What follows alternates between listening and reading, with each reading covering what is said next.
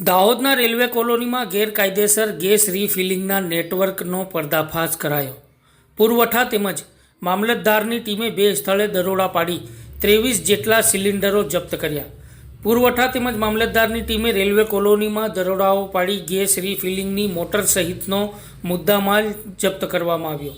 દાહોદમાં રેલવે કોલોનીમાં આવેલા સરકારી ક્વાર્ટરમાં ગેરકાયદેસર ગેસ રીફિલિંગના રેકેટનો પર્દાફાશ મામલતદાર દ્વારા કરવામાં આવ્યો છે.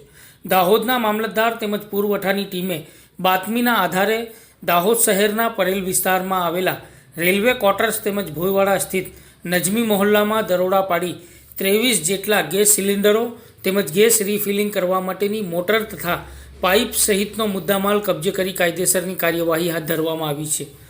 દાહોદમાં છેલ્લા કેટલાય સમયથી ગેરકાયદેસર ગેસ રીફિલિંગનું રેકેટ ચાલી રહ્યું હતું, જેની બાતમી દાહોદના મામલતદાર તેમજ પુરવઠા વિભાગને મળતા પુરવઠા વિભાગના ઇન્સ્પેક્ટર હાર્દિક જોશી, શૈલેષભાઈ, દુષ્યંતભાઈ ગરાસિયા તેમજ દાહોદ મામલતદાર પ્રદીપસિંહ ગોહિલ સહિતની ટીમે દાહોદ શહેરના પરેલ વિસ્તારમાં આવેલા રેલવે ક્વાર્ટર્સ નંબર E787 જે ઠાકોર તેજવીરસિંહ પંચમસિંહને ત્યાં દરોડા પાડી ગેરકાયદેસર ગેસ રીફિલિંગ કરવા માટેની પાઇપ, મોટર તેમજ ઘરેલું ગેસના 9 ભરેલા અને 4 ખાલી તેમજ 3 ભરેલા કોમર્શિયલ ગેસ સિલિન્ડર સહિતનો મુદ્દામાલ કબજે કર્યો હતો.